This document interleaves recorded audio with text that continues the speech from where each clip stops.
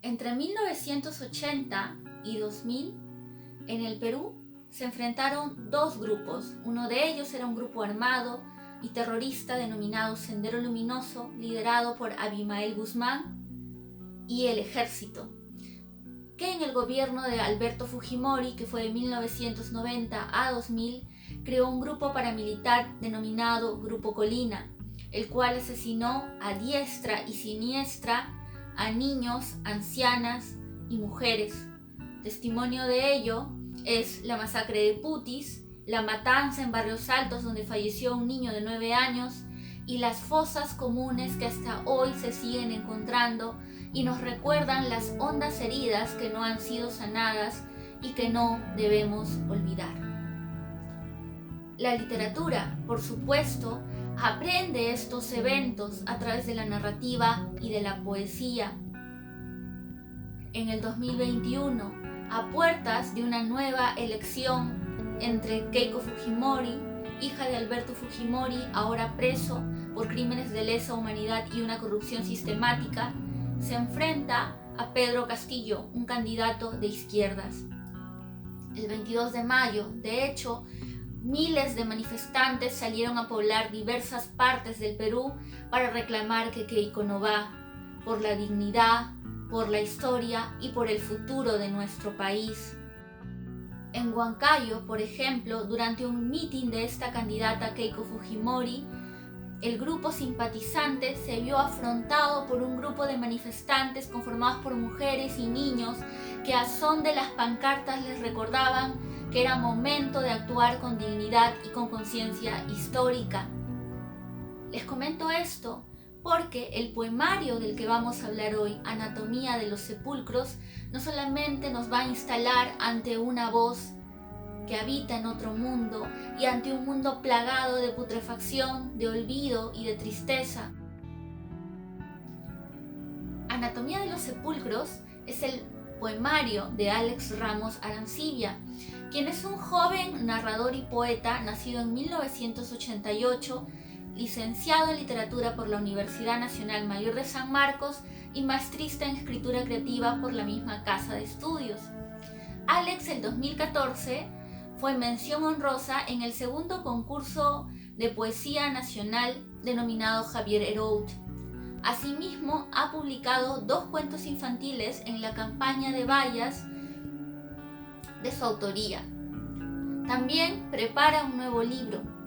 El libro que les comento se publicó el año pasado en una versión digital. El poemario de Alex Ramos Arancibia se halla dividido en 2 partes: Anatomía de los Sepulcros y El aroma de echarte de menos. Quisiera comentar sobre esta segunda parte, que es quizá la que tiene un tono mucho más romántico, mucho más intimista y que incluso tiene poemarios súper breves que pues trazan una relación entre la voz poética y el ser amado. Yo me voy a concentrar en la primera parte, Anatomía de los Sepulcros, porque es precisamente la que está permeada de toda esta historia que habíamos comentado antes y que nos va a posicionar ante una voz poética.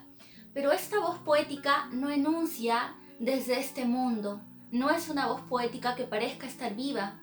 Todo lo contrario, es una voz poética que reclama desde un espacio a otro y exige que no se le olvide, exige y recuerda constantemente. Hablará de las quenas, hablará de los charangos, plagados de pólvora, de asesinato, e incluso en uno de los poemas se recordará mediante una voz colectiva una matanza múltiple y silenciada por las balas del Estado.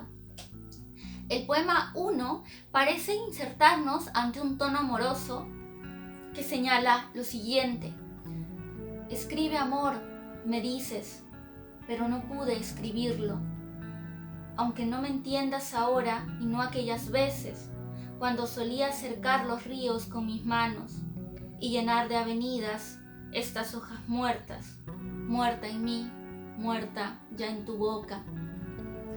Esta voz del poema 1 es cierto que se va a acercar al ser amado que se ha ido, y esta es una constante en el poemario.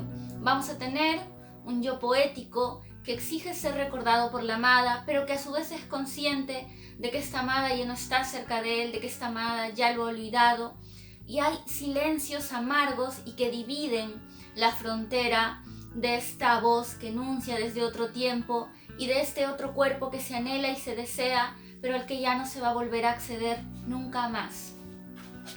Asimismo, quisiera comentarles sobre una de mis secciones favoritas, que es precisamente la transformación constante de la naturaleza. Vamos a tener que en muchos de los poemas hay una suerte de simbiosis entre el cuerpo del ser amado y los ríos y los cauces y las montañas que permean el espacio que mira este yo poético. Básicamente es el campo. En esta relación simbiótica vamos a tener que la alteración o el elemento que irrumpe y termina generando destrucción y muerte es precisamente el de la violencia. Y una violencia que al principio parece no tener rostro, pero que luego podremos ir identificando como una violencia proveniente de las fuerzas del Estado. Y como pacho al pasto, te perdiste de mis brazos, y nuestra tierra daba gritos de dolor al pisar los hilos que tejían nuestro encuentro. La enfermedad, la muerte y la putrefacción son tres constantes que se aprecian en toda la primera parte de Anatomía de los Sepulcros. De hecho, el solo título ya nos señala que se va a trazar una mirada taxonómica detenida y por momentos que va a tender a esta figura que se denomina sinécdoque, que son las diversas partes, porque vamos a tener una naturaleza desperdigada, un cuerpo desperdigado y un recuerdo fragmentado, al cual la voz poética exige pues que se le reconstituya, que se le recuerde, que se le actualice. Pero esta actualización implica un acto constante de ir nombrando, y para eso hay que nombrar el amor, para eso hay que nombrar la música, para eso hay que nombrar no solamente al ser amado, sino también a la madre, que clama y gime ante esta ausencia que se plasma en el cajón. 4 y cuarto es otro de estos poemas que nos va a instalar también nuevamente a la idea de la memoria y al juego con la palabra. Vamos a tener que en algunos poemas se traza una mirada metaficcional que básicamente lo que hace es reflexionar sobre el acto mismo de escritura. Ahora, seguro ustedes me dirán, ¿y esto qué tiene que ver con la fantasía y con el terror? Lo que sucede es que esta poesía por momentos parece conversacional, sobre todo en quizá El aroma de echarte de menos, pero la primera parte, que es la que a mí más me gusta, está plagada de metáforas y como les decía, ¿no? Hay este quiebre entre esta realidad de los vivos, esta realidad real de los que se han quedado, y esta otra realidad del más allá, de un mundo lleno de sombras. Y de este mundo lleno de sombras es que enuncia nuestra voz poética. En 6, por ejemplo, se va a hablar de una existencia mágica y de seres casi míticos y que incluso parecen pues rememorar un hecho bélico, un cantar incluso de gesta, porque son seres que parecen inmortales y que exigen devorar nuestros sueños, devorar nuestra esencia y devorar nuestros anhelos. Ahora en el Tártaro, los pasillos muestran una tirria manifestación de lo que fuimos y de lo que somos, columnas adobadas y que gangrenan la anatomía de los sepulcros. Luego de eso aparece lo que yo he denominado el ciclo de las aves, que está conformado por solamente 2 poemas que personalmente son mis poemas favoritos. Uno de ellos, porque aunque se tiña de esta voz conversacional y que va a ser casi directa y va a reclamarle al juez, tiene también todo este símbolo, ¿no? Siempre tenemos el ave como un símbolo agorero, seguro están pensando en los albatros de Charles Baudelaire, y pues acá el ave va a ser el anuncio no de la vida, sino de la muerte, pero es una muerte que, como les había comentado, constantemente le va a exigir al lector y varias veces lo interpela, ¿no? Y le dice: lector, tú que estás aquí trazando estas imágenes, ¿no? Va a interpelarle al lector que lo recuerde y se nos va a revelar el poemario como un acto no solamente de lectura, sino como un acto de memoria. Y este ciclo de las aves principalmente es lo que más me gusta por eso, ¿no? Porque exige a través de este mundo nebuloso, de este mundo lleno de tinieblas, exige ser recordado, exige ser nombrado. No, señor juez, aquí no se permite reprensión alguna. y menos para el dolor de un parto cesariano, porque mis dedos han de recordar el olor a pólvora de aquel niño acribillado, de aquella mujer descuartizada, y las calles no han de implorarme nada, sino mis deudas, sino la historia. De seguro cuando hablan de un niño acribillado, ustedes están pensando en Barrios Altos, y en una mujer descuartizada estarán pensando en Mariela Barreto, cuyos restos, por denunciar la corrupción, fueron no solamente desperdigados, sino que abren pues una herida, ¿no? que nos recuerda justamente lo que reclama este poemario: no olvidar. Y a lo lejos un ave va a ser un recuento de los hechos a través de la mirada de un cadáver agonizante. Lo que me gusta de este poema es que vamos a tener no solamente a la sombra que enuncia la agonía de las personas, sino también a los vivos, ¿no? Y los vivos recuerdan a través de diversos ritos. El espacio en el que nos instala esta primera parte es un espacio rural. Yo sé que esto es una falacia, pero podemos vincularlo también con la infancia del escritor. Alex vivió varios años de su vida en provincia, de hecho él sabe hablar quechua, y vamos a tener que estar impreso el poema de todo este anhelo, ¿no? De aquella querencia que se ha abandonado, de aquella querencia que se ha dejado, pero no por querer dejar, sino por el temor a las balas, el temor a la pólvora, la conciencia de que el ayllu y el pueblo que se había formado ha sido disgregado por una violencia disruptora, desordenada, y que traza pues no solamente una política sistémica de asesinato, sino también de borrar a los sujetos. Por eso es que acá esta sombra se actualiza constantemente y va a recordar momentos en los que quizá andaba con sus animales, en los que circundaba por los campos, en los que estaba a la sombra de la madre, y ahora simplemente son retazos que se van recogiendo para poder ir armando un poco, ¿no?, la historia de esta voz poética. Y a lo lejos una vez eso, hace un recuento de estos eventos y a su vez, como les decía, interpela al lector. Le exige al lector un ejercicio colectivo, un ejercicio de pensar junto a esta voz que enuncia, un ejercicio de detenerse a empezar a elucubrar estos hechos que no son pasado, sino presente, porque hasta el día de hoy nos siguen doliendo.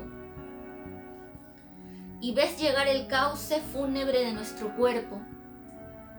Y los lectores ahora entienden por qué la muerte se hace blanca con franjas rojas, y te dan los huesos, te dan el polvo, te dan las cajas. La pérdida constante, la madre que mira el cuerpo del hijo que se ha ido, la madre que quiere reconfigurar esa ausencia, una vez y para siempre, que no retornará, la amada que desaparece y que va a terminar quizá reemplazando el cuerpo de este ser amado antes por el cuerpo de otro, y el ayllu que se fragmentó y que exige volver a recomponerse, no ya a través de esa realidad material, de esa realidad a la que esa sombra mira, sino a partir de otra realidad que enuncia desde otro mundo, que enuncia desde las tinieblas, que clama desde el tártaro y exige el recuerdo, exige el grito, exige la muerte, y va pues nuevamente apareciendo, no solamente con este canto a la enfermedad, sino con este canto sobre todo a esas aves agoreras, no ya quizá de dolor, sino de recuerdo. Es donde nos posiciona Anatomía de los Sepulcros, y es por eso para mí un poemario que debemos de leer. La descarga es gratuita y libre, de hecho les voy a dejar el enlace en la cajita de descripción si es que quieren leerlo. La lectura es ágil y sobre todo la primera parte es la que más me gusta porque está llena de metáforas, llena de este mundo neblinoso y llena sobre todo de memoria, de dolor. Hoy que se venden nombres, que las dignidades tienen precio y que todos parecemos temerosos de perder ese pedacito de tierra que hemos obtenido, es cuando más debemos de recordar Anatomía de los Sepulcros, de Alex Ramos Arancibia. Si el video te gustó, puedes regalarme un comentario, un like y nos vemos la siguiente semana. Chao.